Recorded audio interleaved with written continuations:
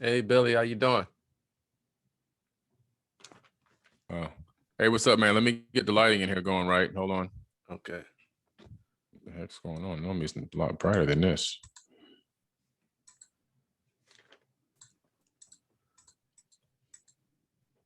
It's weird. Sure, just say something to get the lighting behind me.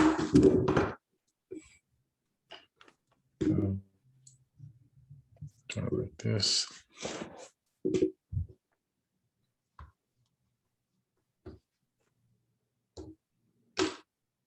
You see me good? Yep. Gotcha, man. You look good. Yeah, yeah. All right. Get my lighting right. Let me turn this phone silent. Disturb. Yeah, boom. Okay, what's happening? How you been, man? Oh, I'm doing great. It's getting better each and every single day. How you doing? Nice. Good, man. Good, good. Can't complain, man. Can't complain. How was your Father's Day? I was good, man. Great. Played basketball with the kids and had a dinner and watched the NBA game. So it's all good. All righty. Yeah. Okay. And what did you do over the weekend? Worked out. Went to the beach. Ate some food at the Ritz-Carlton. Just kind of really had a good time. Just hanging and went to the pool. Okay. And all that good stuff. Yeah. Just mix it Alrighty. up. Yeah, man. And where you tuning in from? Miami? I'm in Parkland, Florida right now. Okay. Yeah. All righty. All right. I was just in Winter Park, Florida 2 weeks ago. Oh, okay. That's about 3.5 hours north of me. Okay. Winter All Park. right. Yeah. Mm-hmm. Yeah, it's beautiful out there. Oh, yeah, man. Nice weather. Well, it's been a little bit rainy these last few days, but we needed some rain anyway. Oh, wow. Yeah. Wow. All right. Well, I appreciate you coming on my program and conveying value to my platform. Hey, no problem. I'm glad to be here, man. Thanks. Yeah. Yeah, man. And Ellie is full of energy. Yeah. What's up, BC? Right? I know. Oh, man. Whew. I don't know where he gets the energy from, man. That guy, he just goes nonstop. Absolutely. Yeah. He's like an energizer. Just keep going and going and going. Oh, man, for real. It's incredible. Yeah, man. Yeah. Yeah, man. So what's the topic for today? Well, I definitely want to get into your powerful book. Okay. Woke doesn't mean broke. Yeah. And then I Okay. want to talk about spirituality versus religion. Okay. And then we want to get into your space agency company. Okay. I definitely want Sounds to talk good. about that. And then we want to get into, talking about crystals and the formation of crystals. Okay. Sounds good. Yeah, man. All righty. You ready to rock and roll? Oh, yeah, absolutely. Yeah. Okay. Just...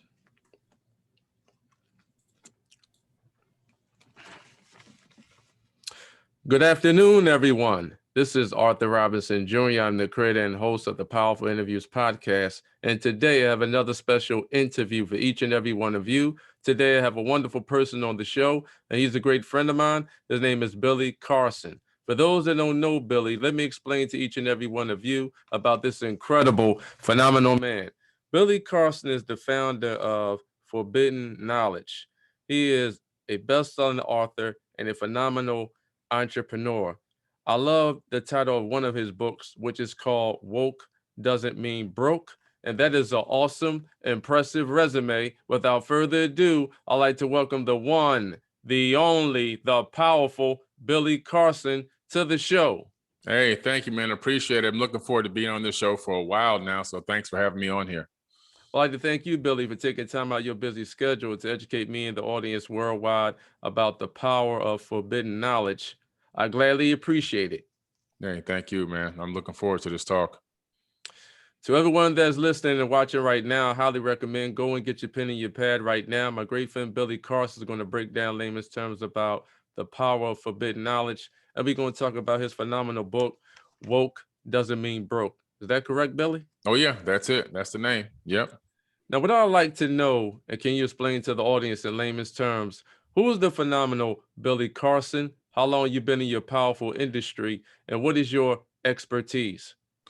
Well, my expertise, I'll start going in reverse. My expertise is really ancient civilizations, and aerospace technologies. Those are my two expertise. And so because of that, I've been able then to get into a lot of TV shows. I'm on several shows that are on the Travel Channel, the Science Channel, the History Channel, Discovery Channel, Gaia TV, DTV, and of course my own TV network for Bidden Knowledge TV, where primarily I'm discussing the topics of ancient civilizations, which also includes esoteric wisdom, knowledge, metaphysics, and then I get into more modern and advanced technologies, which takes me into quantum physics, quantum mechanics, and understanding the basic sciences, as well as astrophysics as well. Wow. Now, let's get into your story. Who was Billy Carson when he was 10, 11 years old? Was you always entrepreneurial, or did you develop your abundance mindset over a period of time? Well, it started back for me really when I was about 7, 8 years old. We were so poor living in Opelika, Florida, down in Miami. It's a hardcore ghetto. Like, it's really like the gutter beneath the gutter. It was pretty bad. And I didn't have any money for ice cream trucks. We didn't have any food. We would eat toast and syrup a lot of nights. And one day I just noticed my friends were going to the ice cream truck, and I was like, man, how poor are we that we're in the ghetto and we can't even afford the ice cream truck, but they can? How much more poor are we than them? And so I said to myself, I don't need toys. I'll sell my toys door to door for donations, just so I can have enough money to go to the ice cream truck and feel like a normal kid.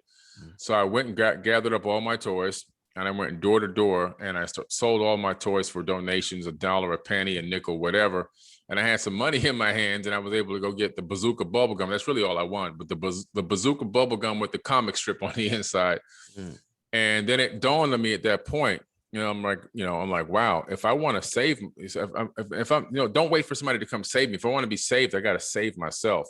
And I remember thinking, like, I'm the one that's going to get me out of this situation. It's only going to be up to me, because up until that point, I felt like I was stuck and trapped, and it looked like there was no help coming. But for me to get out, I realized early on, I got to be the one to help me do that. By the time I turned 12, my father called me into his room and said, from this point forward, you got to pay rent to live here. I'm not going to buy you any school clothes or school supplies. We barely had that anyway. So I was like, okay. I got a job with the Miami News. It was a news company that was, hiring kids 12 to 16 to sell newspaper subscriptions door to door. So we get picked up by this guy. We get in the back of his pickup truck. He take us to a neighborhood, say, you square that block, you square that block, you square that block. That means go door to door until you get back to where we started, and he'll pick us up. So, and I became the top, salesman. I saved my money when my friends were blowing their money on dumb stuff. I saved all the money I made, my little 80 to 150 bucks a week, because I knew I was going to need it for something. And I invested that into digital car radios. I found this magazine called The Opportunity Magazine that had digital car radios. Back then, we were still running off of 8-track players. This is in the 70s. And I remember telling my friend, and also some of the analog dial as well. And I told my friend, I said, what's on my watch? The only thing I bought was a digital watch from Kmart with a calculator on it built into it for $19.95. I said, what you see on my watch, these little readouts are going to be on radio screens one day. And he was like, oh, no, you're crazy. I said, I'm telling you. A week later, I saw that magazine with the wholesale company, Galaxy Electronics, out of New York, which still is in business. And I got on the phone with them, and I ordered myself a whole bunch of these digital car radios as a kid. And they were like, you sound like a kid. And I was like, well, I just got over a cold, but it was COD, so it didn't matter to them anyway. They used to do COD, cash on delivery. So, if I didn't have the money, the radios go right back. So there was no risk on their part. They shipped them. I paid the UPS man. He took the cash back. I had my radios. I had an open account. And I started selling these digital car radios like water coming out of a faucet to everyone, because everyone wanted to convert into that. And I had the lowest overhead because I was working out of my house. And I began to make more money than my parents by the time I was 13. And it just continued to accelerate from there. So I've been a serial entrepreneur, ever since then. Wow. Yeah. Now, how much revenue did you generate when you was working for that particular company? Well, it was my company, and I generated the first 12 months of my business. I still have my invoices. I made almost $40,000. Needless to say, I had clothes. I started buying my own clothes. I started having sneakers. I was wearing sneakers with holes in them up to that point. And the last pair of shoes I had, never forget, that my mom bought me was a pair of McGregor football cleats with the rubber cleats on the bottom from Kmart for $5. Those were my school shoes. And I got picked on so bad for wearing football cleats as school shoes and for basketball and everything else. I said, this will never happen to me again. So from that point, I started buying my own shoes. And I had like 22, 23 pairs of Nikes. They used to call me, they went from being the poor kid to Nike man. And, my oath was I would never fall into that situation again. So, I prospered. And then the second year, I made almost $60,000 selling those same digital. I had expanded to EQ boosters, amps, and subwoofers. So, yeah. Wow. So you was actually kind of the Nike brand ambassador, so to speak. Oh, man. I was buying from East Bay when they didn't have this is obviously no websites, no cable TV. None of this stuff existed back then.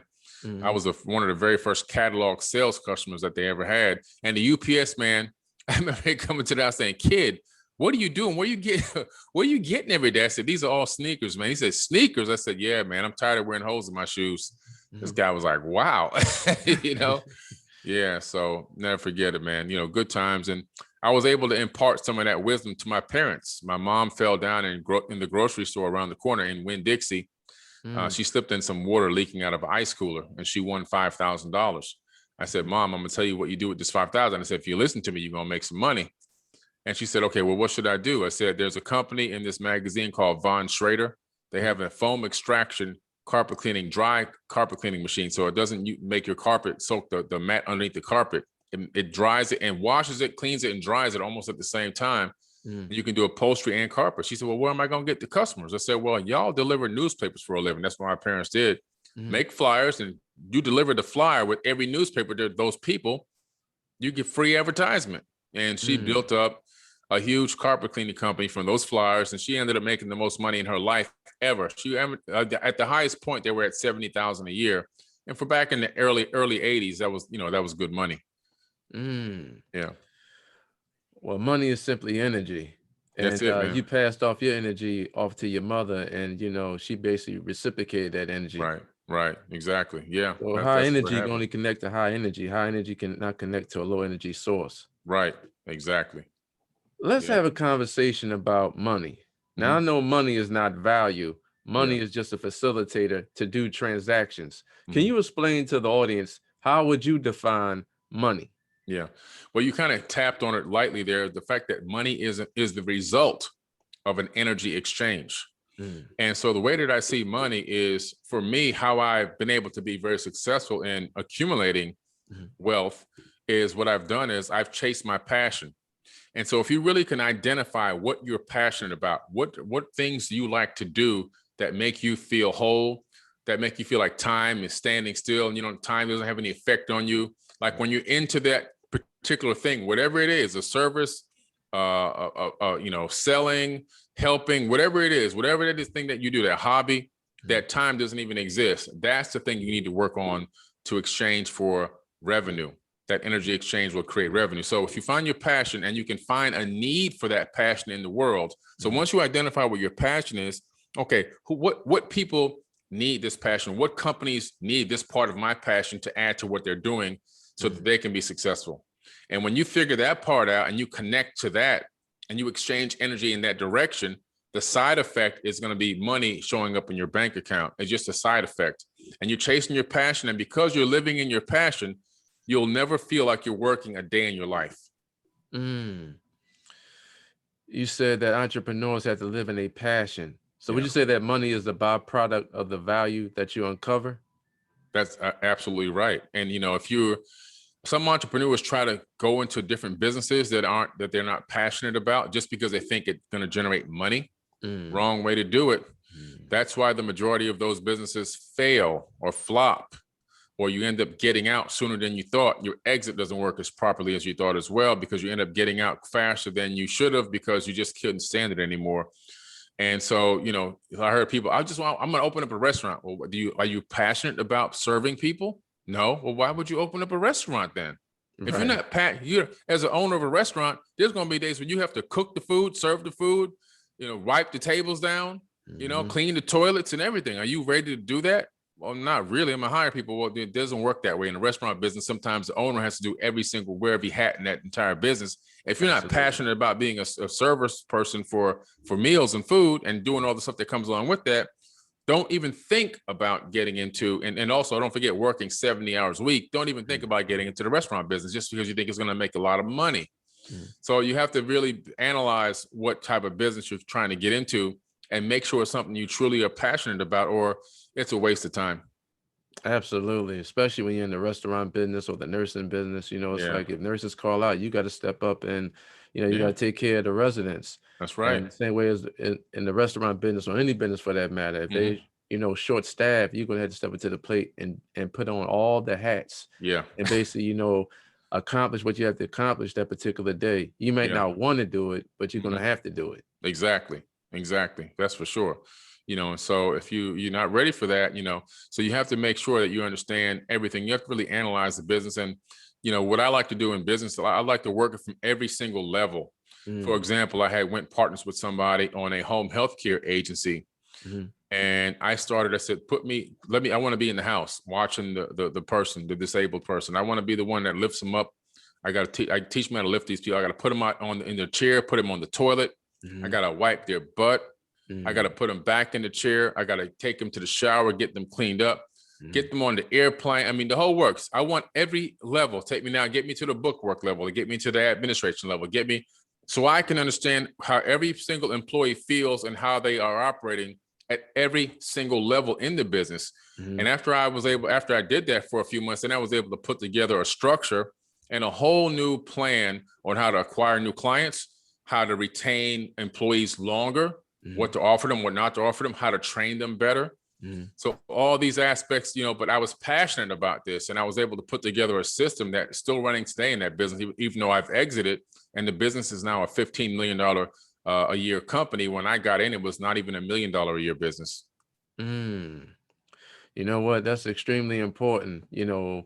Basically going into business for yourself, you want to know the ins and outs from A to Z, Yeah. especially in the home care agency. Hmm. I actually started that with being a certified nursing assistant. Mm. So I pretty much know that from A to Z, Yeah. taking care of the residents, doing their vital signs, taking Mm. the acu checks, Yep. and inputs and outputs in terms of their urine and in Hmm. terms of their intake, in terms of what they eat. Then some of them is actually on special diets. They might can't Yeah. get solid food. They might gotta you know basically eat parade food, which would be Yeah. soft mechanical food. Hmm. So it's a lot of work, but it's, Yeah. it's it's definitely God's work. And Yeah. that's definitely a blessing when you can help the residents and accommodate their needs as well. Right, right. Absolutely. And if you don't show up to work, that person could die that day. So that's how Mhm. important that job is. Like if people don't show up to work, which is one of the biggest problems that I saw in the industry, people just randomly calling out. So Mhm. I had to find a solution for that. And I also had to find a way to overstaff to provide additional staffing and have people on standby and on call to be able to fill those random call outs or situations where people just can't show up to work, Mm. typically after payday. So you had to figure all these things out, and so I like building systems for companies. And even though that particular company might not be my passion company, my passion is building systems and helping companies grow. Mm. So I consult with businesses and companies from time to time and take a percentage of that growth, and I get in there and I really fine tune everything. So there's so many ways to exchange the energy to generate capital for yourself. Absolutely. Yeah. Absolutely. And you know, I always say knowledge is not power. The implementation of knowledge, that's what makes it become powerful. Yeah. Let's talk about your brand, Forbidden Knowledge. Mhm. How did you come up with the name and what inspired you to basically create that brand, Mhm. Forbidden Knowledge? Yeah. So back in 2007, 2008, I had a different name. I was not really a name, but a particular website called Survive Pole Shift. And that has to Mm, do with geology. And so I was mostly talking about geological information, earthquakes, crust shifts, volcanic activity, and things like that. And in that process, I was also talking about ancient civilizations and how they had these particular calamities that would happen every so many thousand years. mhm, And eventually, for whatever reason, I don't know, the site started getting ping attacked from DOS attack from China and other countries. That's at least where the IP was coming from. Nobody really knows where the attack originated from. It was getting really frustrating, and it happened for, off and on for a couple of years. And then my YouTube channel, which had around close to almost 1 million subscribers at that point, was taken down by YouTube. Wow. For whatever reason. It was just bizarre. And so I lost that. The website was having, so I took a break for a minute. I said, let me step back. And so I decided to come back after about a year of not posting or reporting or talking about anything. I came back around 2011 with Forbidden Knowledge. I just thought the information that I have to share, the vast amount, like all the different ranges of information on different topics, a lot of it is forbidden. It's not banned knowledge or top secret knowledge, but it's very hard to find knowledge. And when you look that up, hard to find knowledge, it comes up as forbidden knowledge. So I said it's forbidden knowledge, and I'll just use the number 4 because in my mind, it's higher than the third dimensional thinking. And so I use forbidden knowledge. And that's how I came up with the name. And a general objective is really to spread knowledge of ancient civilizations, advanced technologies in ancient past, golden ages that existed in the past, and the metaphysics and esoteric wisdom behind how they achieved that as a people, and then to say, okay, this is what they did. This is how some of them collapsed. Let's obviously follow what they did to get to the golden age, and let's remove the things that are causing collapses of civilizations and try to help usher mankind back into a new golden age. And so that became really the mission of Forbidden Knowledge. Wow. That's amazing. Thanks, man. Now, you are basically into, physics. But before there was physics, there were metaphysics. Yeah. Can you explain to the audience in layman's terms, what would you say is the blueprint for physics versus metaphysics? Right. Well, when you're dealing with physics, you're dealing with scientific, basically experiments or practices that are really trying to be duplicatable. And so anytime you're dealing in sciences, you're trying to duplicate a theory or a practice or a theory. You're trying to implement it in different ways that you can get it to duplicate itself. And if you can get it to duplicate itself, then you have a particular piece of science that you can now get peer reviewed and say, look, this is a duplicatable experiment. This is something that we think theoretically is fact. Not that it may particularly exactly be fact, but theoretically, based off of our ability to copy and replicate it, it looks like it could be fact. And the math aligns, and everybody says, oh yeah, this mathematics aligns with our thinking. And so you're talking about trying to really put together a parameter in physics and quantum physics, a parameter around the understanding, and come up with great, theoretical ideas or concepts that match up with a specific group of mathematics to give you an underlying understanding of, what's happening or what potentially will happen.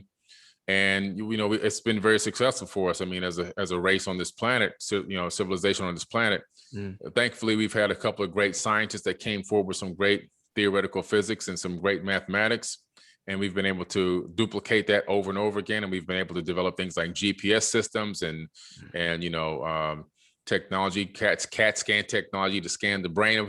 All these technologies have come from these mathematics. And without them, we wouldn't have a lot of the things we have today. In metaphysics, what we're talking about really now is how spirituality, and when we talk about spirituality, we're not talking about like ghosts and like mysterious events. We're talking about spirituality as it's a real tangible thing. And spirituality stems from the fact that the belief that there is only one consciousness that exists in the entire universe, and that we are all connected to that one singular consciousness, and that in fact we are all that consciousness itself. We are all the same exact entity, experiencing itself subjectively from different perspectives. So even now that I'm on this show talking to you, I'm really talking to myself, and vice versa. You're talking to me, but you're really talking to yourself. I'm just another version of you, and you're just another version of me, actually. Right. And so understanding that there's only one consciousness, and that the light waves that emanate from our brains and connect with the universe carry particles or bits of data. So every single time you think, including right now, those thought waves actually leave the skull. We know this because I could put a cap on your head, connect it to a computer, and tell you to think about anything. and those thoughts will be captured by the computer because they've left your brain, gone out through the skull, been captured by technology, and the light waves were read, the data on those light waves were read and sent to a computer. Just like the radio waves from I Love Lucy from the 1960s are still floating through space right now. And if you had and those are light waves, and if you were an advanced civilization, you can collect those light waves and you can actually watch an episode of I Love Lucy from the 1960s, right?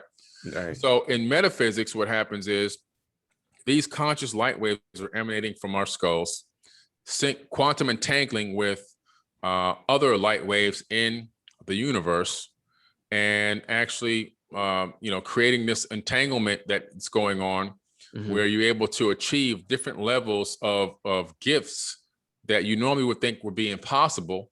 And it also explains the things that are going on behind the scenes through metaphysics. So, for example, a metaphysical concept would be if you're focused on manifesting something into your reality. You want to manifest a brand new house, for example. You need, you're living in a place that's just not desirable. You want to manifest a new location, a new house, a new apartment, new condo, whatever it is. And you start focusing on that thing. You start actually going into a meditative state and actually claiming it to be yours and actually envision yourself living in that new place. What will happen then, the metaphysics kicks in. Your consciousness will quantum entangle with the universal consciousness, and that will generate a law of attraction action. And that law of attraction action will boomerang back to your direction all the steps and all the different opportunities that you'll need to take advantage of to help that new manifestation of that new property, of the new house become a reality. Where it becomes a little difficult for some people, they don't recognize these opportunities that come toward them. They don't discern them as opportunities. And they dismiss some of them. But what happens with the universe, it creates these rungs on a ladder for you.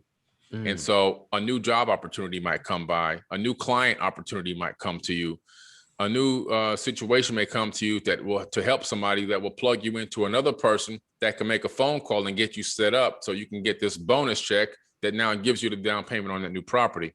So all these little intricate pieces, but that's all through the metaphysical realm that's happening. And all that stuff is working for you. Now, the thing that people have to understand is metaphysical and spirituality operates on a high frequency.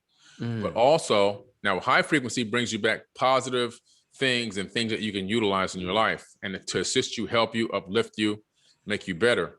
But if you're also operating on a very low frequency, focusing on negativity, focusing on, fear and PTSD and all these other low frequency thought processes that occur, anger, then unfortunately, you will quantum entangle with those particular light waves in the universe.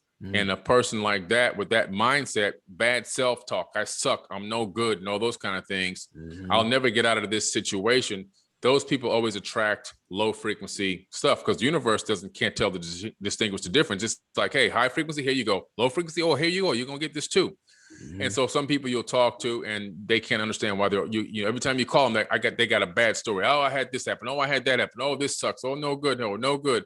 Well, that's because they're creating that reality for themselves. And so metaphysically, they don't understand the power of their thought and their self-talk, and they're actually creating their own reality tunnel with that low vibe and that low frequency. So it's important to understand how metaphysics works.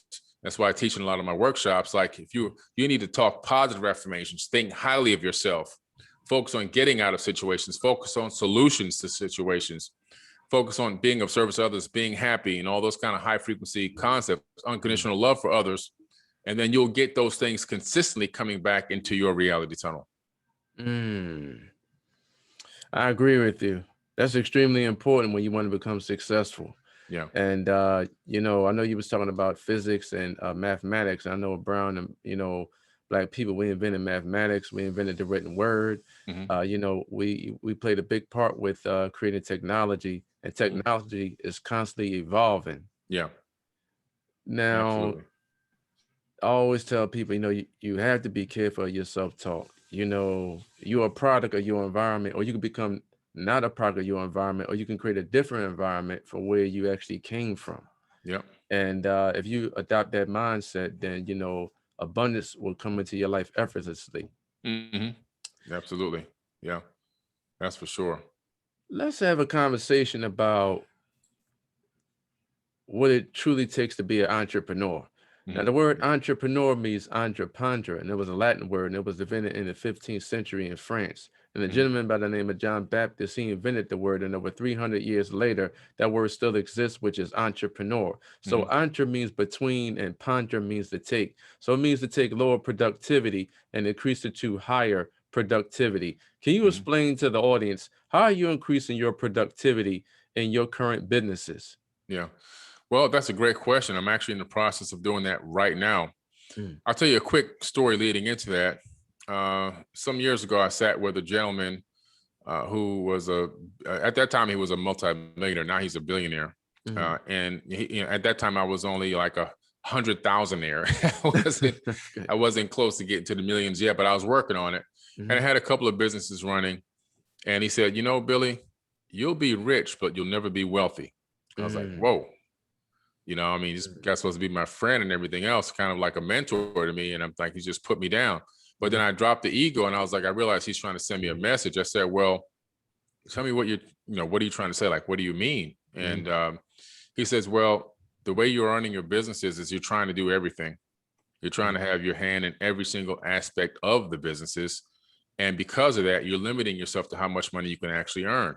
And I was like, wow, that's interesting. He said, yeah, you have to learn how to delegate workload to other people. You have to build a team. And if you don't do that, you'll never be wealthy. And there's a difference between rich and wealthy. There's a huge difference. So you can be rich and you can live well and you can have a good life. But I would go to a football game, Miami Dolphins Arena, right? And I come out of the stadium and I have to go get in my car, which is nice, nice car at the valet, and I can get in and drive away. They're getting on heliport. They're going to the heliport to get on a helicopter. You know what I'm saying? So there's a difference. That's right. And so I realized that, and I was like, wow. And so now, as I'm building this Forbidden Knowledge brand and realizing that it is a solid brand and I have something solid here that I can build and take to the next level, I've now decided to put together an actual team so that I can avoid what he talked about, capping my income, capping what I can do, capping how big I can allow this thing to become. I realized right away, like, wow, I'm actually, if I don't change this now, I'm going to be right back in the same situation that this gentleman told me about years ago.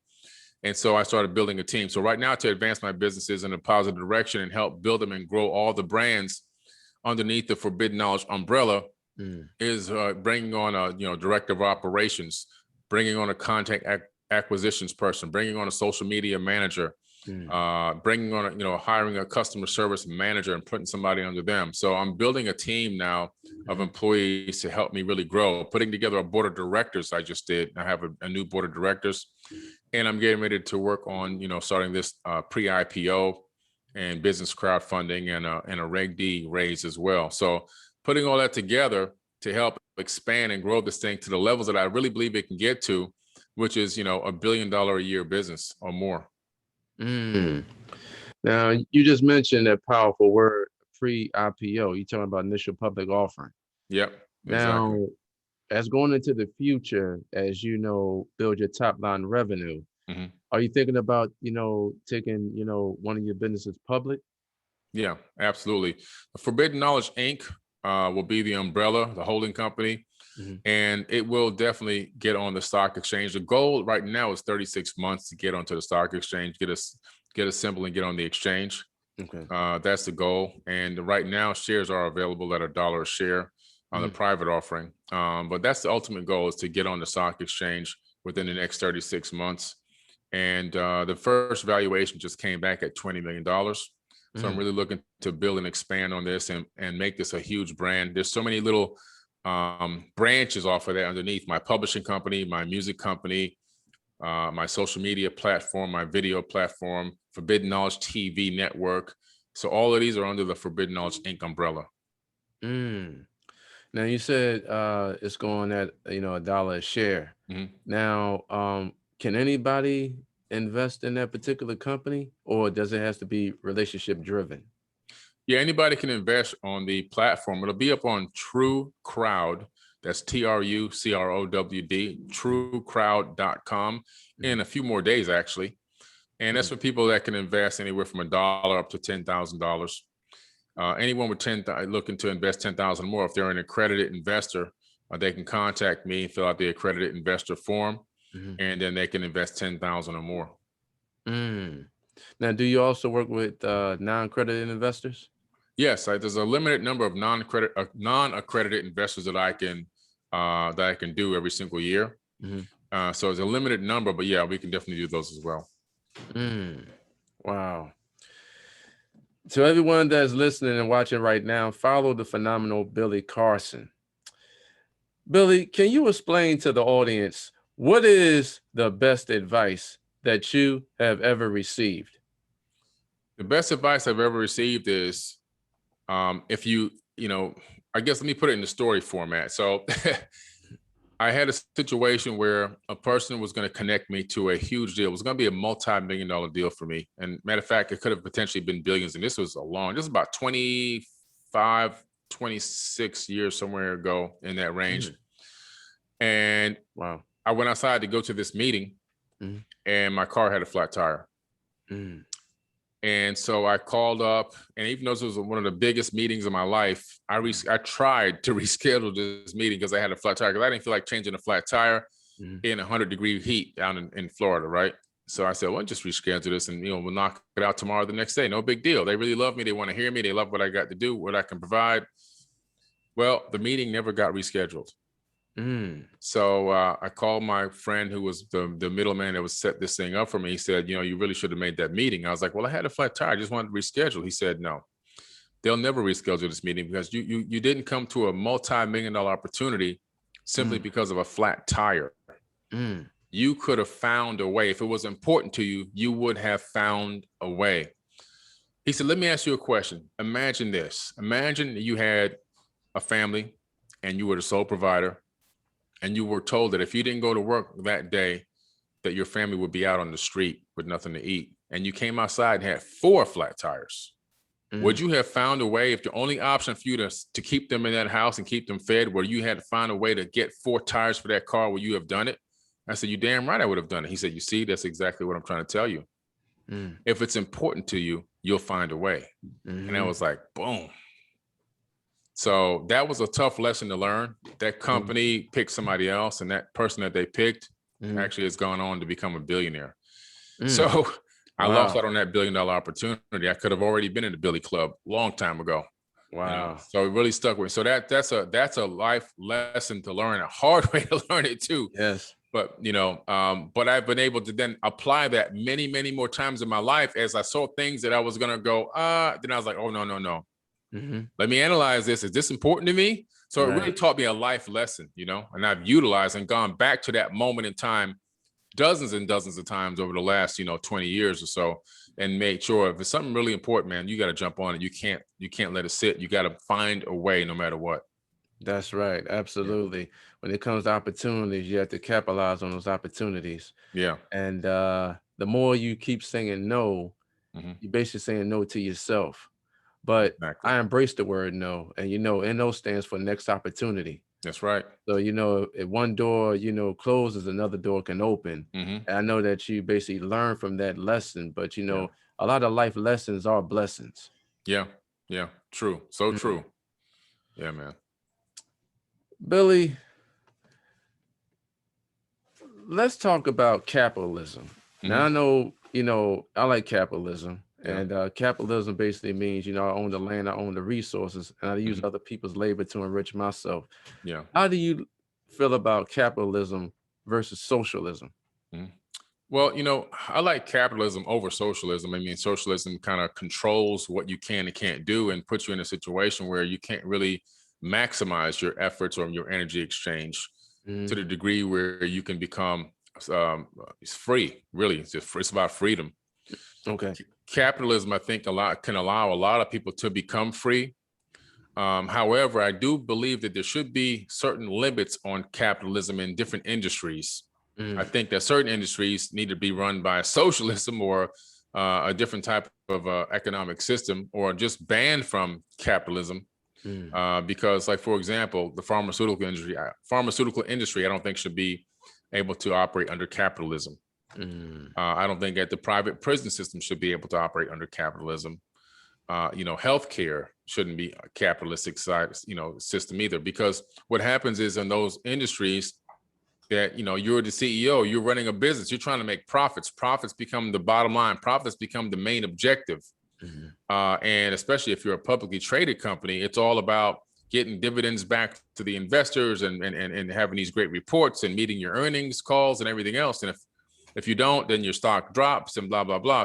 So what happens is the human, piece goes out the window. Like, even though those areas or those particular businesses or those industries are supposed to serve people and make them better and healthier and help them, what happens is it actually ends up hurting them, because corners start getting cut. Things start getting done that go into production that really doesn't help, only really harms and hurts, but it can make money because they know we have marketing tactics. We understand neuroscience. We know how to target people and make them buy this thing or jump on board with us. Right. And even though it's not good for them, we do that. And so, and of course, then you have the private prison system, which influences people's to, put people in jail and lock them up for extended periods of time. That's why you had that one judge who finally got caught for putting kids in prison for absolutely no reasons whatsoever. And he got busted taking a lot of money underneath the table for that. I think he's doing 40 years now, but that's just one of probably thousands of people that have, have taken part in putting innocent people in prison, or people that have done nothing but committed victimless crimes, and putting them in for extended periods of time just so they can get them into that finance system of the prison system. There's a lot of money in prisons. So, it's just unfortunately, so capitalism is great, but I think there are still certain industries that need to be banned from capitalism. Wow. Yeah, that's absolutely powerful. And capitalism is basically, is pretty much just taking over the world. Like, you look at Jeff Bezos, the owner of the Amazon brand. He's thinking about getting into the pharmaceutical business too. Yeah. Where, people high blood pressure and they, the acid reflux medicine is basically can go straight to your door. That happens, that means the CVS's, the Walgreens, that means he's gonna cut all of them out. Yeah. And who knows, it might be a possibility he can actually make that happen.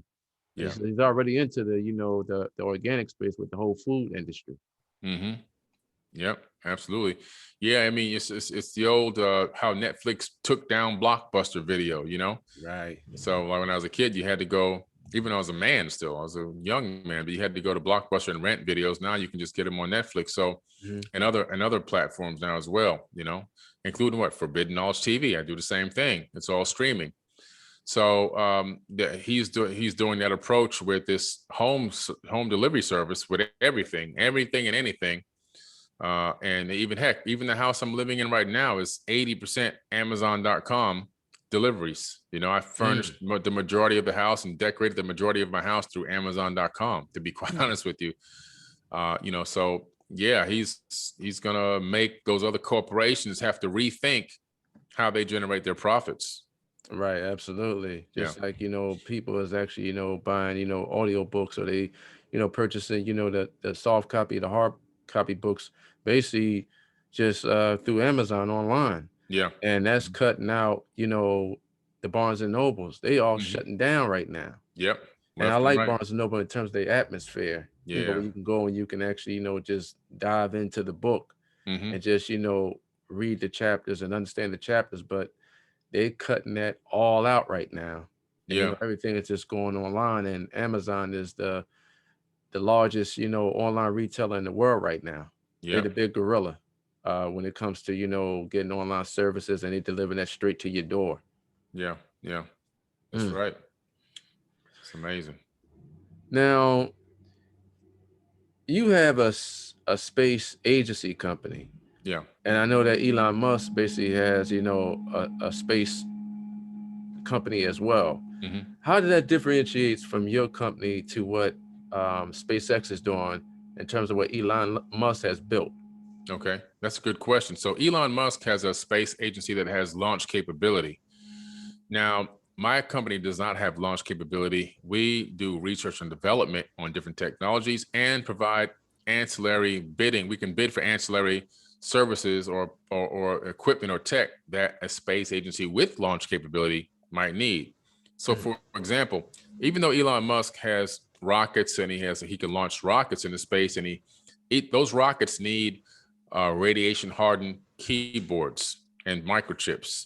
They need radiation paneling on the inside of the rocket boosters and so forth, and inside the capsule that carries human beings. There's different levels of technologies. They need different types of nozzles. They need different types of jet thrusters that control the angle and tilt of the actual rocket and so forth. All those things come from other space agencies and aerospace companies that they buy that stuff from and then put it together or assemble it at their facility to turn it into their actual final product of their rocket. So there are a lot of space. There's well over 200 space agencies just in America. And obviously we only know about SpaceX, Blue Origins, Bigelow Aerospace, and NASA. That's primarily who we, and also Virgin Galactic. They all can launch, but they utilize the services and the research and development from hundreds or dozens of other companies to help make their agenda or their dreams come true in terms of what they're capable of doing. Wow. Yeah, I know he has. It's basically his private, space flight company. Yeah. And Elon Musk is basically, killing it. But I seen an interview that he did. He said that you would have to, basically eliminate him from this earth if he couldn't do what he was planning to do, which is, be an entrepreneur and, help other entrepreneurs across the globe. Yeah. He don't even want to basically just exist on this earth if he can't do what he was born to do. Right, exactly. Yeah. And matter of fact, I mean, he's doing a one-way trip to Mars. So his main and ultimate goal is to take people to Mars and never come back to Earth. That's his ultimate goal, is to have a one-way trip to Mars. So they're working on that and they're planning on that. And initially he wanted to take 80,000. Now he's talking about taking 1 million people to Mars. Yeah. Wow. So basically, Elon Musk, he wants to create a whole new civilization. Yeah, a breakaway civilization. Yeah, he wants to create a breakaway civilization on Mars. Yes. Yeah. And the reason why is Mars is habitable. I mean, we've been taught in school that it's a cold, dry rock, but now all the science data is coming back that it's not. There's oxygen. It's a light oxygen. It's just like being 14,000 feet above sea level here on Earth. But the Tibetan monks operate and live just fine at that height, right? So there's an acclimation period. As long as you stay close to the surface, you have good atmosphere. You don't have to worry about radiation getting down to the surface because there is a magnetic field on Mars. Plus, the orbiting or the rotation of Mars on its own axis and it's moving around the sun creates something called bow shock, which bends the cosmic radiation and the cosmic rays around the planet, preventing them from getting down to the lower part of the surface of the planet. So, DNA is safe. And there's also billions of tons of liquid water now they've discovered all over the planet. Now they're showing lakes with, huge 12-hectare lakes, and they've got mountains with water coming down the side on the news. Now this is all on Mars, and it's 99 degrees at the equator in the summer. So it's kind of toasty. So all of a sudden it's not a cold, dry rock anymore. Wow. Yeah. And the soil is better for growing crops on Mars than on Earth. Like they won't tell us how they know that, but yeah. So I think it's the next logical step for mankind is a breakaway civilization on Mars. Yes, absolutely. Yeah. I love what Mark Cuban actually says. He says, look what other people is doing and don't do that. So it's like, people that really want to change the world in terms of true entrepreneurism, they're doing a lot behind the scenes that the world can't even fathom. Yep. And unfortunately, I know some people say, wealthy people, they don't really care about, middle class people or the poor. But, I always say, well, do you know a wealthy person? Right. Well, I don't really know a wealthy person. Well, how do you know what they think? How you know how they operate? How you know what they do, their daily habits? They probably can actually help you if you can actually, just be, true to yourself and just tell them exactly what you're looking for.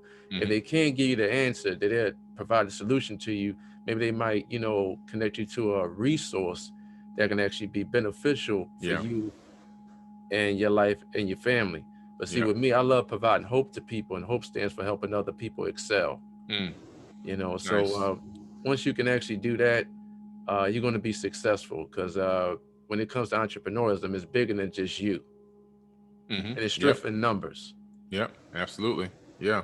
For sure. Yeah. Billy, I wrote down some powerful words, 10 being the highest and 1 being the lowest, so you can Mm, rate them in your own influential way. Are you okay. ready? Yeah. Accountability, 10. perseverance, 10. family, 10. love, 10. intellectual property, 8. forbidden knowledge, 10. speed of implementation, 10. love, 10. building great relationships, 10. value, 10. financial literacy, 10. integrity, 10. respect, 10. health, 10. wealth, 10. legacy, 10. energy, 10. money. No, I would say 8. All right, that was good. Yeah. That was real good, Billy. Can you explain to the audience exactly where they could find you? Yes. You can find me on forbiddenknowledge.com. That's with the number 4. And so that's forbiddenknowledge, forbiddenknowledge.com. My books, I have 2 best-selling books. One is Woke Doesn't Mean Broke, and it's 688 pages. It's being called the New Financial Bible. That's how incredible it is. It's all 5-star ratings on Amazon. It's a bestseller. And then my other book, which has been a bestseller for over 2 years, is Compendium of the Emerald Tablets, again by Billy Carson. That's also an Amazon bestseller. You can also find it on my website as well, or on Amazon.com. And my TV network, forbiddenknowledge.tv. You can get it on Roku, Amazon Fire TV, Apple TV, iOS, Android apps, or you can get it on the web. And then, but lastly, not least, I have my own social media platform, Unite the 99. That's UNITE 99, all one word. And it's a combination of Instagram, Facebook functionality in a social media app. It's totally free. And there's no algorithms blocking you, nobody to oppress you, nobody to censor you. And you can feel free to post content in there, help to uplift and enlighten other people about what's going on in the world. Wow. Now, let's have a conversation about social media. Now, I look at, I know Facebook owns Instagram. Yeah. And I look at, Facebook, Instagram, YouTube, Twitter. I look at these platforms as delivery systems. Yeah. How do you feel about paid media versus organic media? Well, that's a good question. Now, of course, if there's too much paid media, it's going to be like spam. There has to be some kind of controls put in where it can't overwhelm somebody. And you have to give a person the ability to opt out of receiving certain messages or certain ads, because if you don't do that, then it overwhelm them, or it could overwhelm them. They could say, I just want to get off this platform and quit. I want to get out of here, because every time I turn it on, I'm getting more ads and I'm getting content. So I think paid media is important, especially if it's targeted, if you have the ability to really target people that are interested in that. And then also, how is that media presented? Is it presented very spammy, or is it presented as something almost like a content post that draws the interest of a person to get them to inquire more? I think that's a real way to do it, the best way to do it, actually. And then the organic posting or organic media, where everybody's just really networking together on their social media platforms, is great. However, a person that's doing it organically and not paying for targeted ads also can become very spammy. I've seen it. And sometimes I've seen people post 5-10 times in an hour. And then every time you open up your feed, it's like, oh my God, this person's posting again. And you want to see other stuff on your feed, except, not just that one person's ad. So you end up unfollowing them. So everything within balance, you have to really understand how you're posting. And if you're really trying to market yourself online, You have to find a way to post in a way where it looks like it's content based or content related. You're giving a little bit of information towards something to get them to drive them to a location versus just the spam, spam, spam. You have to really understand how to cultivate those type of marketing pieces. Absolutely. Absolutely. I mean, me and you, we are content creators. Yeah. And I interview, millionaires and hecto-millionaires and, some billionaires from all over the world. Yeah. And everybody has something special that they can deliver. Right. So it's like, how you going to deliver your content and how can I consume the content, which is, the part of my brain, which would be my cerebellum. And I can actually take that information, then, implement it right away. Yeah. People be like, well, I invest in myself all the time. Then the first thing I said, well, did you implement it? Well, no. And I'm like, well, how do you think that the hecto-millionaires and the billionaires of the world, they became successful by not implementing? It just don't happen. Yep.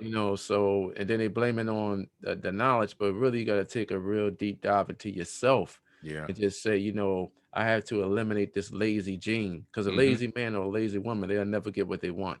Exactly. So true. So true, man. Wow. Now, earlier you talked about, marketing. What is your definition of marketing, and what does marketing mean to you? Well, my definition of marketing is your ability to reach people within your particular genre or targeted, audience that have an interest or potentially have an interest in what you are trying to sell, whether it's a product or a service or try to provide.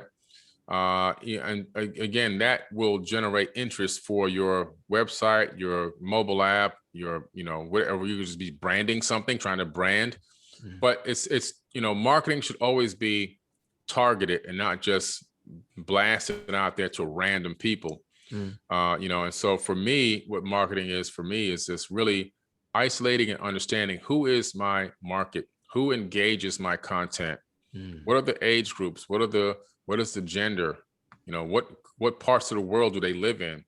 So I can really cultivate campaigns targeted specifically for those people, so I can maximize my efforts, because I don't want to just throw my money out there into the wind and piss it away. I want to really target market and maximize my CPM, and I want to make sure that I'm getting back a good return on investment, or ROI.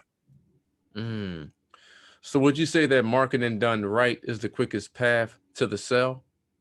Yeah, marketing done right. You have to really, if you don't know how to do it, you should find somebody, hire somebody to help you do it. Now, fortunately for a person who's starting out and doesn't have a lot of money, we have a lot of YouTube videos out there.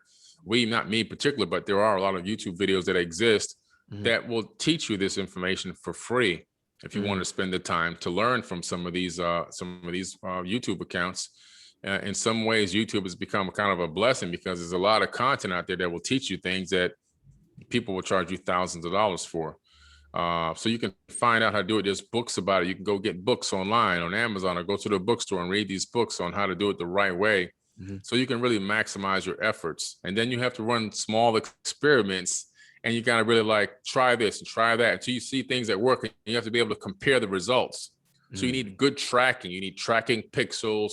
You need to be able to have trackable links and track the statistics of your experiments and your trials, so you can know what's working better for the people that you're trying to target.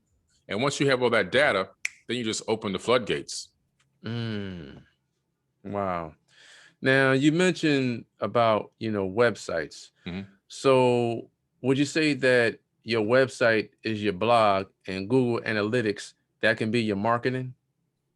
Yeah, well, kind of, yeah. Well, your website definitely is going to be the blogging aspect, or the content part of helping you generate new views every single day. I do recommend everyone put a blog on their actual website, and then have content being written every day. I'm actually a new project I'm working on right now to consistently put out 9 to 10 articles every day on the blog. And the reason why is because they get indexed into Google, and then all of a sudden people searching for those different particular topics, or those particular news articles, or those keywords in it. The next thing you know, they're on your website reading your article. You've got a chance now to push targeted marketing towards them, ads and so forth, that they may be interested in.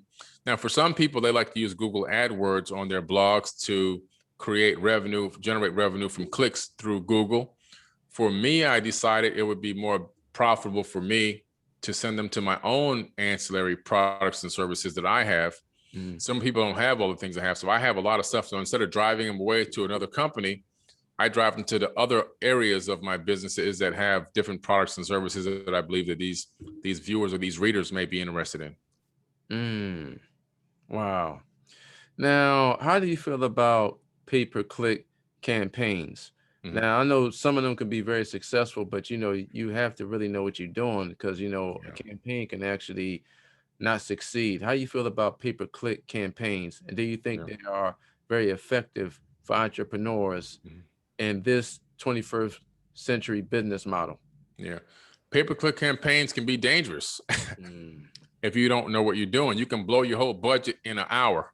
You'd be like, what happened? My money's gone. Right. And I got no sales. Right.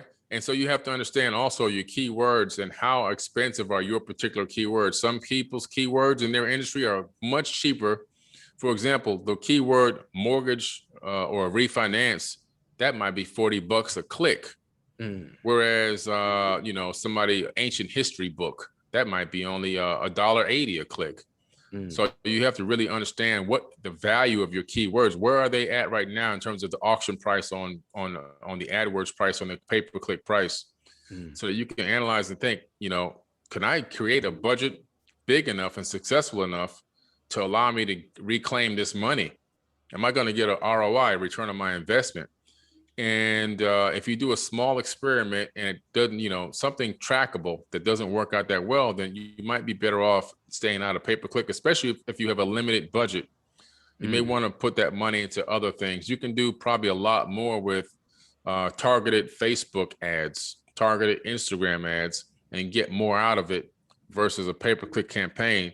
You just have to be very, very careful on that. I'm telling you, because I've done it. I'm talking from my own experience. Right. I've blown a budget in a few days on pay-per-clicks. Then you have to also be aware of competition that comes to click on your actual links, your ad links to take you down financially so that they can rise up because they have bigger budgets, and they'll create robots that can click on those links too.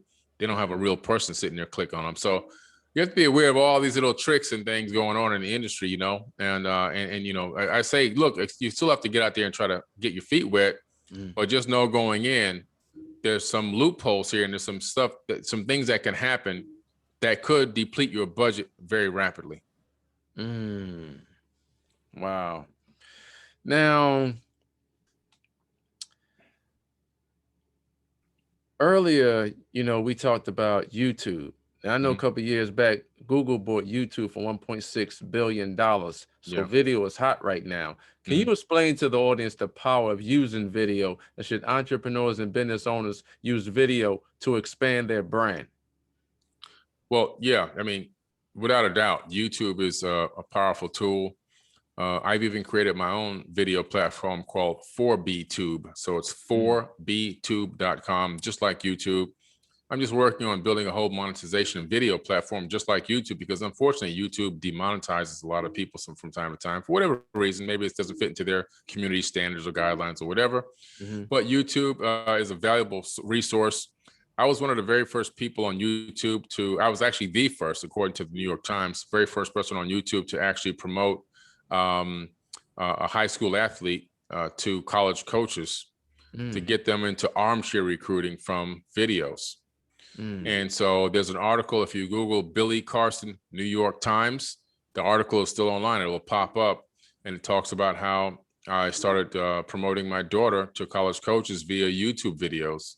And I actually built that into a very large college recruiting platform where my YouTube videos and my college coach contacts and simple one-page websites that I would create would generate a lot of traffic and get a lot of people scholarship offers. So it can be a very, very phenomenal platform to get on. And I recommend everyone in business create videos, because some people are visual learners. Right. And if you have a lot of content information just written about and talked about through writing only and print, some people will get tired of reading. Some people can't read that well. Some people don't have good eyesight. Sometimes I've seen websites that the print is hard to see. Mm. And so all these different things, but if you have some videos to back up the context, you can really create an opportunity for yourself to, acquire new customers, new clients, more sales. So videos are extremely, extremely important. I highly, highly recommend using videos. Mm. So sales is the avenue to more revenue? Well, sales definitely is the avenue to more revenue, but to get to sales, you have to understand your customer, your potential customer or potential clients. So research would more likely be, the key to extra revenue, generating more revenue, the research behind how you get the sale. Mm. So happy customers or loyal customers, they keep coming back to you wanting your products or your services? Yeah. And to create a happy customer is the most important thing to remember is people always remember how you make them feel. Mm. And so that very first few experiences that you have with a customer are so vital and so important. And I began to realize this. This is why I said, okay, I can't have packing and shipping of my products from my online store now coming out of somebody's house, because the sales volume is going so high. I'm starting to have customer service problems. So I Mm. had to find a warehouse that had packing and shipping services availability. So I found that warehouse. All the products and all the stuff that I have, all the inventory goes to that warehouse, and packers and shippers work all day packing and shipping from professional software, high-tech equipment, to track inventory numbers and all that kind of stuff. So as you grow, you have to then step your game up, because if you don't, people are going to start to get pissed off, and bad news travels faster than good news. Mm. So that warehouse became your fulfillment center in Yeah. regards to your products and your services. Yeah, exactly. That's what I Mm. did. Yeah. Wow. Billy, let's dialogue about culture. Now, I don't know if you probably is familiar with the brand Zappos. The owner name is Tony Hsieh, Yeah. and they are located in Las Vegas, Nevada. Mhm. Now, he sold the company for over 1.6 billion Mm. a couple years back, but unfortunately, he passed away, Wow. and he was, pretty much young. And when they hire at their establishment, Mhm. if this man or this woman that works for them in the customer service arena, if they don't fit into the culture, they'll pay you $3 to $4 grand to leave the Mm. facility because you don't fit into the culture. Wow. How do you feel about culture, and do you like that blueprint that Tony Hsieh actually designed for his Mm. business? Well, I understand it. I really understand what he tried to do there and what he did, because myself owning several businesses, also a very large call center of 5,000 square feet, over 50 employees. Mm. If you don't establish a culture that people can buy into, what you find is a lot of transient activity, people coming in and coming out, people, getting hired and quitting, people getting hired and causing problems and making other people quit, causing turmoil in situations at the workplace. And so you have this high attrition rate. And so what I found was that if we can build a system and offer enough things to people that will make them want to stay and make them feel like they're part of a family, we can have a higher retention, and that will cut the cost of doing a lot of the hiring. And all that hiring costs a lot of money. And you invest a lot of time and a lot of energy into those people. And then all of a sudden, a week and a half, 2 weeks later, sometimes just a couple days later, they're already gone. And it's like, man, what a waste of energy. So I understand by building or establishing a culture and then getting people to buy into that culture, what you're doing is you're building longevity, and you're building a workforce of people that are going to look forward to coming to work. They're going to be very reliable, and they're going to take pride in doing what they do, and take pride also in the company, and run their particular part of what they do for a living or work and underneath the company as if they own the part of the company. Creating that mentality of feeling like that creates a person that's going to do what they're supposed to do when they're supposed to do it, and have respect for not only for themselves and your company, but even others. Yes, absolutely. Everybody has to have, the same mindset, and that's Yeah. what's going to take that CEO to a whole nother level. Yep. I know the owner of Coca-Cola, uh, he basically, hired a COO to basically increase their sales to the next Hmm. level. Yeah. And I remember back in the '80s, Pepsi was ahead of Coca-Cola, but then Mhm. Coca-Cola, they own Nestle, they own the Minute Maids. Yeah. They basically just took over the whole beverage industry. Mhm. How do Yeah. you feel about big companies hiring COOs to take the CEO vision to a whole nother level? Well, when you can bring somebody on that, first of all, obviously to get the job, you have to believe or see the vision and maybe even see beyond the vision. Mhm. And so you have another powerful mind coming in and syncing with your mind, the CEO's mind. And now you have two powerful minds with the vision, or even a team that you're building. Everybody has to be on the same page. And with all those minds focusing on manifesting the ultimate goal, then all of a sudden the law of attraction works even harder and stronger. And those companies tend to prosper and blow up pretty big. So I think it's very, very important. Mm. Now, I love to, collaborate and communicate with like-minded thinkers Mhm. that's, want to propel to the next level. How can people collaborate and communicate with you in regards to, taking your current businesses to the next level?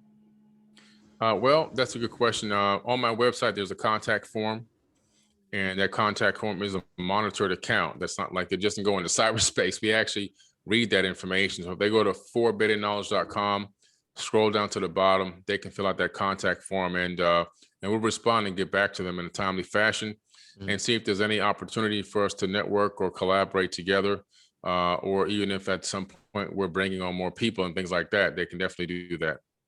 Mm. To everyone that's watching, get involved with the phenomenal Billy Carson. And if you want to basically connect with him, I highly recommend go to his website and fill out that form. And he'll definitely get back to you and see if there's a connection there where y'all actually can collaborate. Mhm.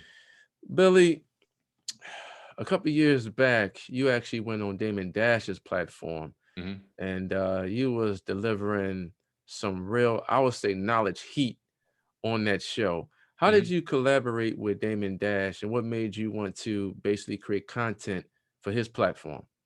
Damon Dash was actually following my account for Bidden Knowledge on Instagram. Mhm. And I didn't even know. Somebody told me Damon Dash is like it on my post. I was like, wow, let me follow him back. So I followed him back.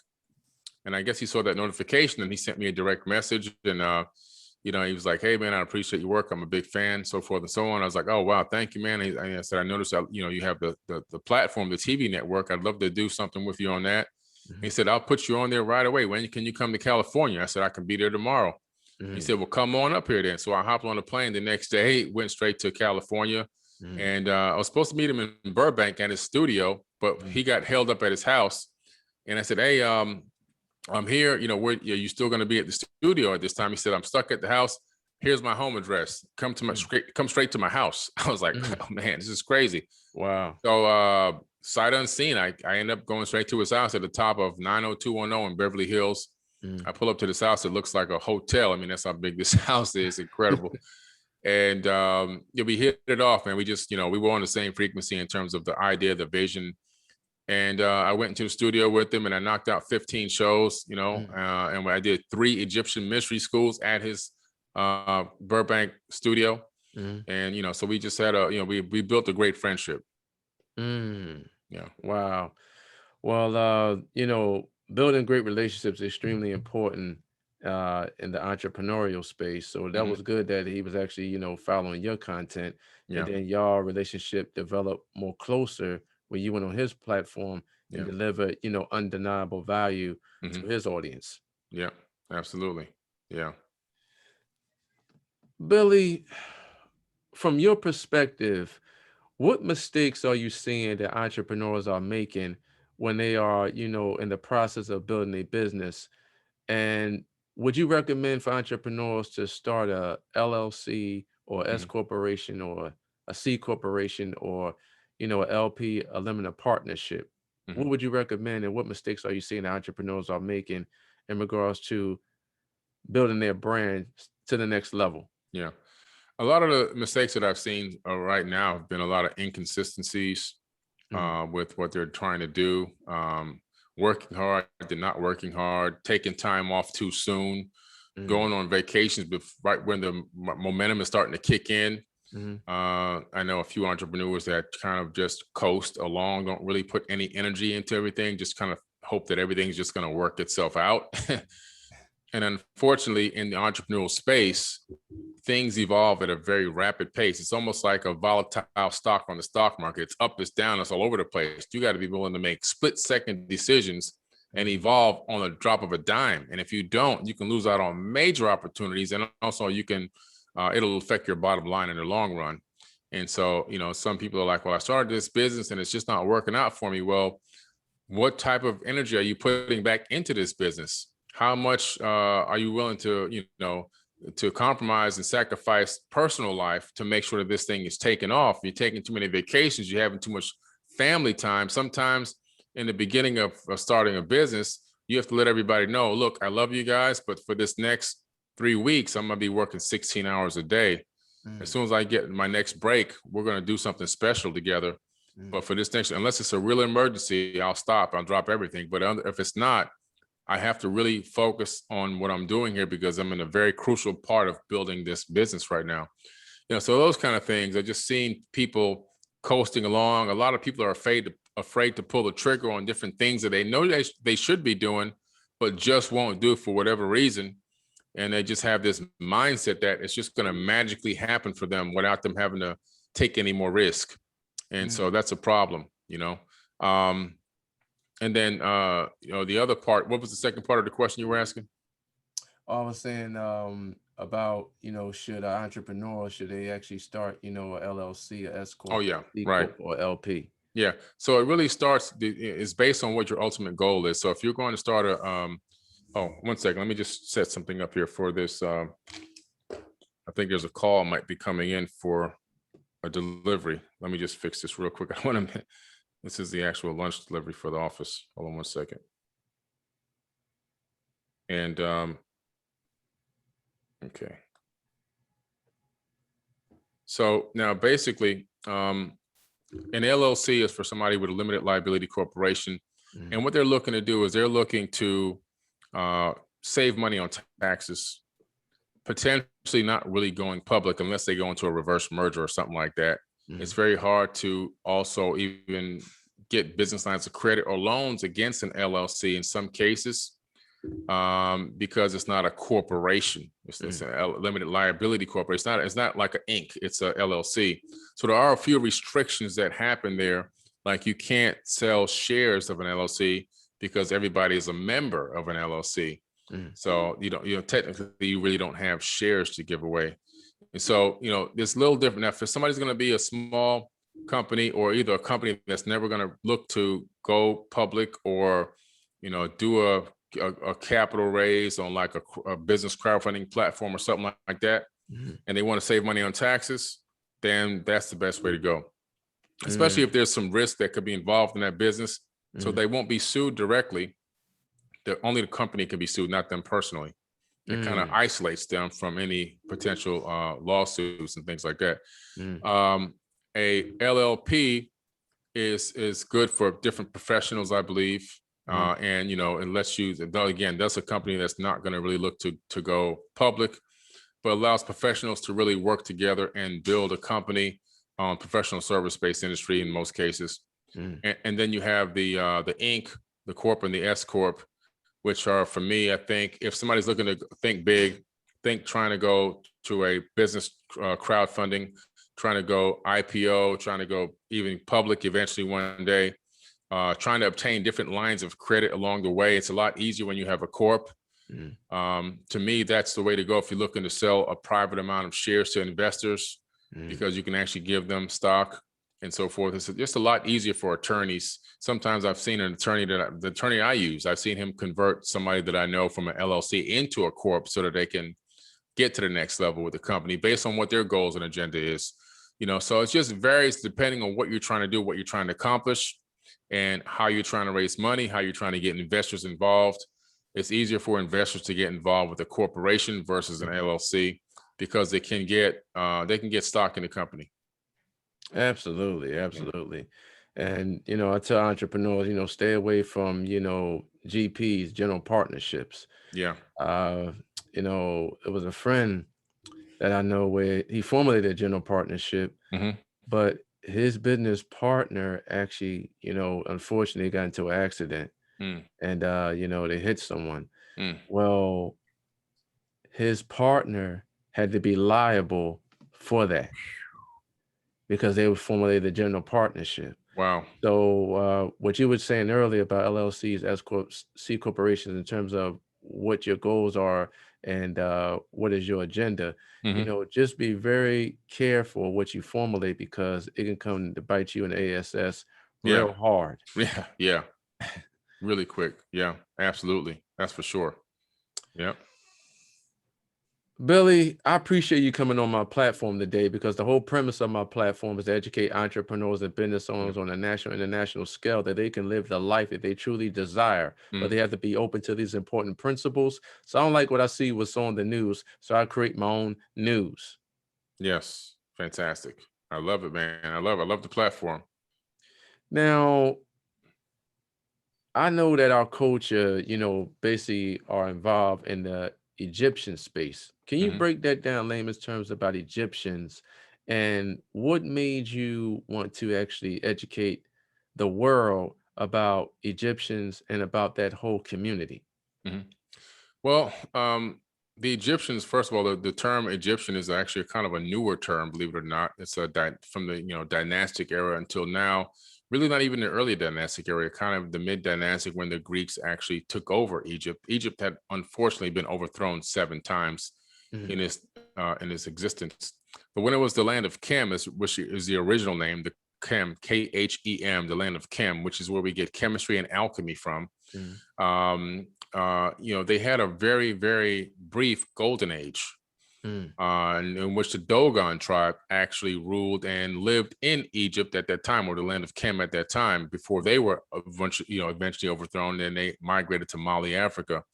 But when I look into those ancient times and I look at those ancient cultures, and I see the golden age that did exist, the high level of technology that existed, and also the rise and fall of the civilization, mhm, I began to realize no civilization or no empire seems to persist forever. And if you can get to a golden age, the main focus then should be to sustain it, because nobody wants to go through these cycles, this cycle of rise and fall of civilizations and rise and fall of empires. mhm, So I'm starting to believe that there may be a reason or purpose behind this. And as I dug deeper, I started to find out these ancient wars and these ancient technologies and ego and pride and hate and all these other manipulated emotions that were going on against people. And I said, wow, if we can understand what happened in the ancient past, then we can probably avert this happening in the future. If we learn from the past, because the past is prologue, we can provide a better future for ourselves, and maybe even achieve a new golden age and sustain it for once. mhm. Wow. Now, your brain is your most powerful asset, but if it's not used correctly, your brain could be your most powerful liability. Mhm. Can you Yeah. explain to the audience in layman's terms, if you was in the market of buying a profitable business, would you buy a business that had scalability and they had strong EBITDA? And would you buy that business for strictly cash flow? Or would you buy that profitable business basically to build a book of business up? Mhm. I would buy the business to build up a book of business. I would also buy that business. I would leverage my capital to buy that business. I wouldn't use liquid capital for my existing company to buy it. Mm, I would probably find a way to get a line of credit and leverage that line of credit to acquire that business and use that business's profits to pay back that line of credit, pay down that line of credit. mm, And I would add it to my portfolio as one of the businesses that's generating profits that I can utilize to make me look better when I'm trying to get a stock symbol and go public. mm. Wow. Now, how do you feel about customer acquisition? And, how do you feel about, you know, entrepreneurs and business owners is building an advisory board? Mhm. And do you feel as though that the CEO of the company, do you feel as though that it's fair to give the advisory board, shares within that company? Yeah. Well, I think it's important customer acquisition is always important. You have to understand, what is the cost of acquiring a customer? So I figure out what the cost for me to acquire a customer. And so every single month, and as I get more customers, that number goes up because those customers are paying a monthly fee. So every single month I reinvest more money based on my per customer base back into acquiring new customers. So every single month that number just keeps growing higher and higher. You have to be prepared for that mentally, understand like to get new customers, there's going to be a cost to each one of those customers. And so you have to figure out and understand a way to acquire them based on the revenues that you're generating, based on your ROI, how much of that that gross profit are you willing to give away, so that you can acquire new customers. And so that's really important. I think advisory boards are really important as well. And if you do have an advisory board, people that really provide advice and really provide guidance and contacts, because if they don't provide any of that, it's not worth it. But if you have real, true advisors, not just you trying to help some friends out or somebody who's trying to find a way to get themselves into your company and you don't want to tell them no. They have real advisors, real true advisors that have bring real value. It's worth giving them some shares in the company, and a small percentage of equity in the company, very small, something that's tangible for them, but it's not going to break you down. It's not going to put you out of business. It's not going to, destroy your overall amount of shares that you have. I recommend you do it because those people have a lot of the times intangible advice and great contacts that otherwise it would have taken you a year or two to get around to even making that connection happen, and they can make it in a phone call. Now, what is your thoughts on liquidity in a business? What would be your thoughts on that in terms of liquidity? Okay. So, with liquidity, you want to be able to have obviously liquid assets. You don't want to function solely on credit and credit lines, and every single, you look at your account, there's no money in there because, first of all, you're not going to get credit lines or lines of credit if you don't have liquidity. They want to see how many transactions you have coming in versus what you have going out. And so if your debt to income ratio is too high and your company is just living basically from month to month, it's almost like living check to check if you're an employee of a company, right? You don't have any money to do anything. So it's not going to look too good on paper. So liquidity is important. You have to be able to generate revenue and profits, and you have to be able to leverage some of that profit into lines of credit, but at the same time, leaving some of those profits in the account. You can't drain your business bank account every single month and wipe it out and say, I deserve this money. You have to leave that money in that account, take yourself a paycheck, but you have to leave that money in that account as much of it as you possibly can. But not only for your business to look good and look prosperous, so that if you go to entice an investor or go public or whatever, but also just for a rainy day, for situations that come up on a daily basis when you're running businesses. There could be even an opportunity that pops up for you. Maybe your business can acquire this new real estate piece of property, but you've already drained it dry. Now you don't even have the down payment money, in the account. So there's so many different reasons why you want to have liquidity and you want to have access to that capital, as much capital as you possibly can. Yeah. Yes, absolutely. You have to be willing to connect with other like-minded individuals that can help you to raise that capital, or you're doing a crowd fund. And once you put it together and you put it together correctly, the dividends will actually come in, and then you can actually use those resources to put it back into your business. Correct. Where that business can, grow and expand rapidly. Yep. Billy, I love, brainstorming groups, and it's really great to build a nucleus around you where, other like-minded individuals, where y'all can actually help one another to, grow to the next level. How do you feel about brainstorming groups? Brainstorming groups are great because it's something that I've actually been doing recently, and you're going to have another one actually next week. What you're doing is you're getting people together on the same frequency, on the same accord, with the same mission and agenda, the same goals. And so when you have more than one person focusing on the same exact thing, the energy is the power behind that, the conscious intent behind that is so strong. It really does help you manifest it tenfold. It helps it bring it into your reality a lot faster, and it helps open up a lot more opportunities for that reality to happen. So I really do believe in it a great deal. Now, with your current portfolio that you have under your asset column, do you invest in stocks? bonds and mutual funds? And how do you feel about, Bitcoin and cryptocurrency? Mhm. Yeah, I feel it's very important to diversify. I used to have all my eggs in one basket in the past, and this is around 2006. I had, quite a bit of money. I was very wealthy, and I decided to put the majority of my money into real estate. Ended up having over 400 properties around the entire country. And then the real estate market crashed in 2008, and it really hurt me. I didn't go back to zero, but boy, I really got hurt bad. And so that's when I realized diversification is the key. You have to have multiple streams of income. You can't think one source is going to get it done for you. Even if you think it's the most stable existing source, there is no such thing in this world as something stable and long lasting. Everything changes, everything shifts, everything moves. So I realized diversification was the key. So I created multiple streams of income, and another stream I decided to get into was the stock market. And I do invest in stocks. I also do stock options as well, which is not really investing in stocks, but it's almost like, you're betting on stocks go up or down. And I also do buy cryptocurrency. So I do buy and hold stock. I do buy and hold dividend funds, like Berkshire Hathaway is one of the funds that I invest in for long term. Warren Buffett's company. Yes, exactly. But Warren Buffett's company. Yeah. Those are the solid, stable investments that you can put money into. And over time, you'll see that gradual increase in your investment for my retirement, because I don't have a retirement. There's nobody going to give me a retirement. I don't have a pension coming to me. You know what I'm saying? I got to create my own pension. So I do that, as well as I do invest in cryptocurrencies. I do think that they're going to be the wave of the future. I think they will go up and down with volatility, but in the long run, they'll consistently be on the rise. So I do invest in cryptocurrency as well. Matter of fact, I have my own cryptocurrency coming out. The Bidden coin is going to be out in about 90 days. Wow. Yeah. Wow.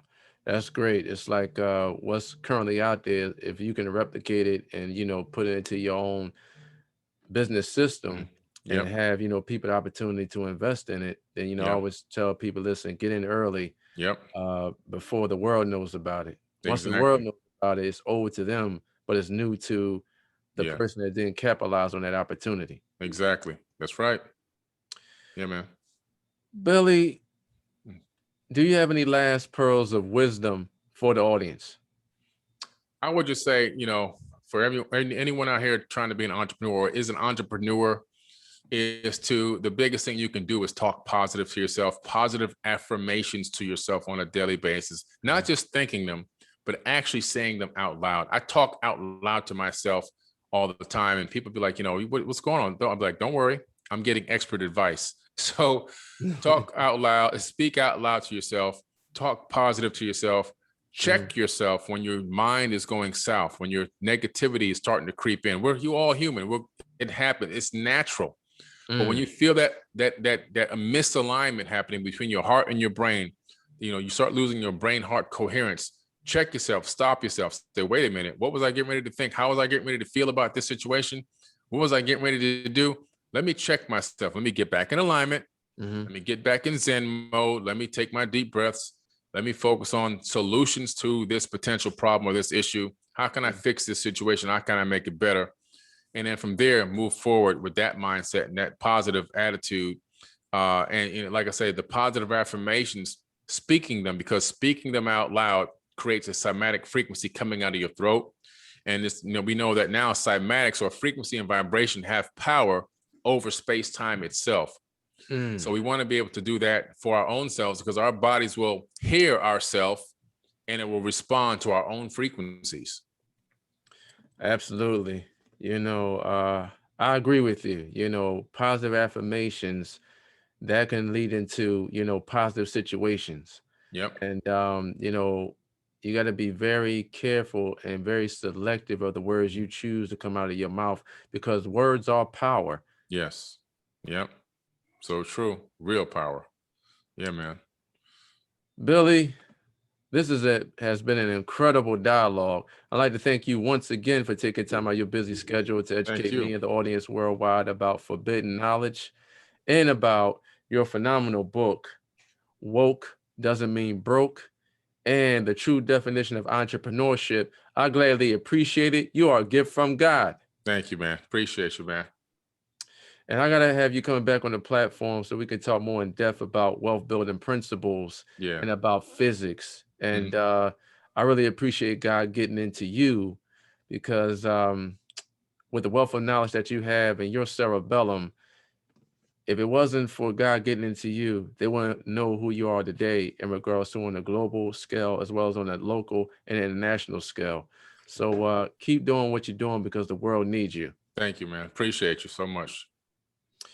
To everyone that's listening and watching right now, I highly recommend get involved with the phenomenal Billy Carson. You heard the passion that came through his voice on my show today. He broke down layman's terms about physics and metaphysics. He broke down layman's terms about the true definition of entrepreneurism. And he also broke down layman's terms about the importance of developing a culture. I highly recommend go to his website, and he has incredible, phenomenal, undeniable value content that could take your mindset and your business to a whole nother level. Go to his website. His website is called For Bidden Knowledge. That's for the number four. Mhm. Bidden, Bidden knowledge, knowledge.com. Go to his website, and he is an amazing entrepreneur. He has incredible content on YouTube where he talks about entrepreneurism, and he's brainstorming with other like-minded individuals that can help you propel you to the next level. Knowledge is not power. The implementation of knowledge, that's what makes it become powerful. So to everyone that's listening and watching right now, remember that the strongest asset that each and every one of you have is your brain, and what you think about and what you take action on, that will become your reality, and your mentality creates your reality. May God bless each and every one of you, and bye for now. Thank you, Billy. I really appreciate you conveying value to my audience. Thank you. Look forward to next time. I look forward to it as well. And bye for now.